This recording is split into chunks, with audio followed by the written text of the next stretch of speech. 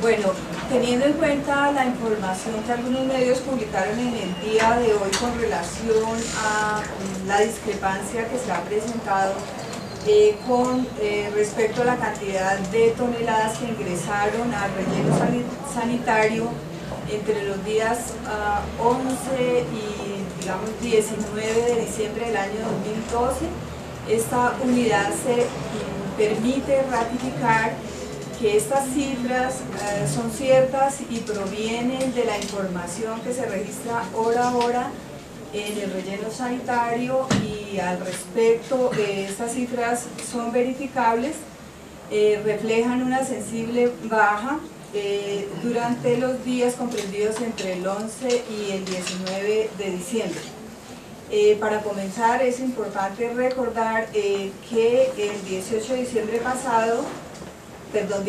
de diciembre pasado, a las 24 horas del día, vencía el plazo de ejecución de los contratos y conforme a lo establecido en el contrato. En ese sentido, cualquier acción que los operadores realizaran pasado ese plazo no tenía un valor legal y por lo tanto los operadores debían haber planificado el ingreso de los residuos que habían sido recolectados durante esa jornada. Los resultados del análisis que la OAES ha hecho son técnicamente verificables y en este sentido serán los jueces o las instancias necesarias quienes permitan verificar también la información que nosotros tenemos disponible. Directora, hay una información que surge por medio de los operadores privados, y es que la operación fue incompleta porque justamente ustedes les dan la orden de que dejen de operar después de la medianoche del 17 de diciembre, pero hay zonas en las que se dejó de recolectar porque la operación comprende horas de la noche y horas de la madrugada. Aducen que es justamente un desconocimiento por parte de la OAES de la administración de las basuras y que por eso hay, digamos, deficiencias en la cantidad de la basura que se recolectó en esos últimos 2 días de diciembre. Con respecto a esa información, si bien es cierto que los contratos terminaban a las 00 horas del 18, ellos deberían haber entregado los residuos antes de esa hora, pero por otro lado la observación no corresponde necesariamente a ese día. Si nosotros miramos las estadísticas, hay una tendencia muy fuerte que inicia a partir del 11 de diciembre y va hasta el 19 de diciembre. Directora, lo que ustedes han encontrado, ¿nos podría recordar finalmente cuánto es lo que se dejó de recoger y dónde quedaron entonces esos desechos? A ver, es importante tener en cuenta, y también esa fue una de la información que circuló en el día de hoy, que la comparación que se hizo dentro de este ejercicio corresponde a días y corresponde a fechas también. Hay esas dos comparaciones porque es cierto que si se hace por días, los días domingos, por ejemplo, tienen un comportamiento diferente y los días domingos son los días de menor cantidad de residuos en el relleno y los días martes son los días de mayor volumen de residuos en el relleno. Entonces, en ese sentido, digamos, el análisis está hecho de conformidad con esas diferencias que hay, y se hizo también el ejercicio comparando 2010, 2011 y 2011-2012. ¿En total cuántas toneladas? En total la cifra asciende más o menos a la cantidad que equivaldría a un día normal, más o menos 7.000 toneladas estaban en la calle para el día 17 de diciembre, si no hubieran entrado al relleno. ¿7.000 toneladas desde el 11 hasta el 18? No. La cantidad que habría en total fuera del relleno para la fecha del 17 equivale a un día. Sin embargo, durante los días anteriores también se dejó de recoger una cantidad de residuos considerable. Directora, ¿se puede decir que los operadores actuaron de mala fe entonces, dejando esa basura en la calle? Digamos, esta observación lo que nos permite establecer es que habría un incumplimiento de parte de ellos de acuerdo con lo establecido en el contrato que estaba vigente hasta ese día. según ustedes, ¿cuál es el operador que más incumplió? Porque si ustedes tienen cifras tan claras de 7.000 toneladas, deben establecer las zonas en las cuales estaban mayor presencia de las basuras, porque justamente supongo será el distrito de las que los recogió, porque las basuras, ¿quién las llevó finalmente al Es relleno? importante tener en cuenta que nosotros esos datos los tenemos ya registrados y son producto del inicio de una actuación administrativa que se va a surtir en contra de los concesionarios. Cualquier pronunciamiento ahora resulta prematuro porque será la actuación administrativa la que nos determine si efectivamente el incumplimiento se dio, en qué medida y bajo qué circunstancias concretas. Por eso adelantarles ahora una respuesta en ese sentido, por ejemplo, como calificar si hubo una actitud dolosa o de mala fe por parte de los concesionarios, no es procedente toda vez que la actuación administrativa todavía no ha finalizado. Pero sí las zonas más afectadas. Tenemos las zonas afectadas, tenemos reporte de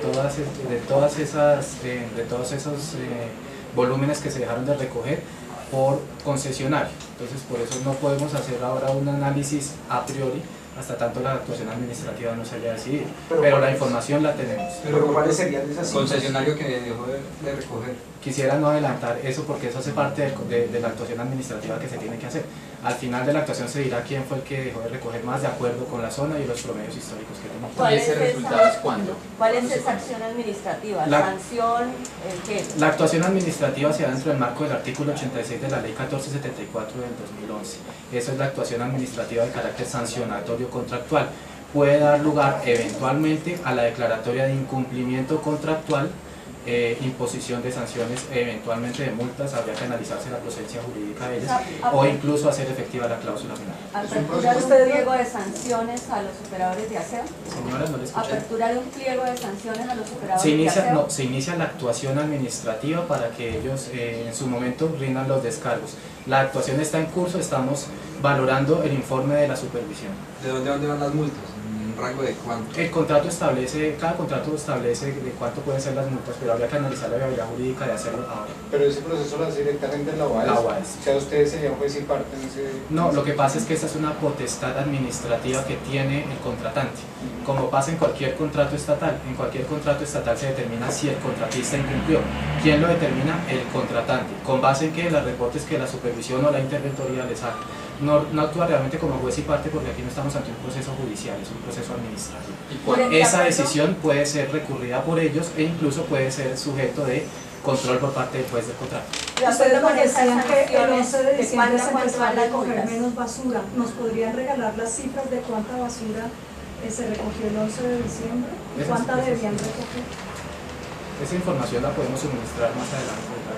¿De cuánto puede ir una multa en un caso como este? Depende de lo que se haya establecido en el contrato. A veces se establecen multas diarias, a veces se establece un porcentaje del valor del contrato. ¿Pero en cada cuánto podrían oscilar ¿De de cuánto? acuerdo O sea, con esa normativa?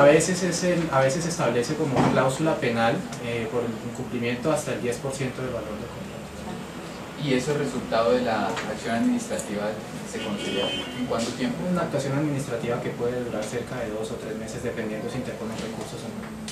¿Y que empezó hace cuánto? No, estamos valorando el informe del supervisor, apenas valoramos el informe, si es del caso llamamos a audiencia a los contratistas. Hay una crítica por parte de los operadores y es que no están aplicando el mismo rasero con los 4 operadores. Hay 3 operadores a los que les han hecho una liquidación directa de las maquinarias y hay otro al que se le están haciendo un proceso administrativo un poco más, fácil, por así decirlo. ¿Cómo están ustedes haciendo este proceso para pedir y reclamar las maquinarias? Durante el año 2012 se hicieron 5 intentos de hacer la liquidación de manera bilateral con todos los operadores. Sin embargo, cuando se suscribieron los contratos en el mes de diciembre, Ciudad Limpia solicitó, digamos, desde ahí quedó establecido en el nuevo contrato que la discrepancia con respecto al tema de la reversión se llevaría al juez. Y es esa la razón, no es que haya una discriminación con respecto a Ciudad Limpia, es la única razón por la que se hizo esa forma. Eso es reiterar una información que nosotros ya habíamos dado antes. Cuando nosotros comunicamos a la comunidad la noticia de que se había tomado la decisión de liquidar unilateralmente los contratos, se hizo énfasis y claridad en que era solo a 3 de los concesionarios. Al cuarto, que es Ciudad Limpia, no se le hizo por esa cláusula que quedó reservada en el contrato de operación hoy vigente.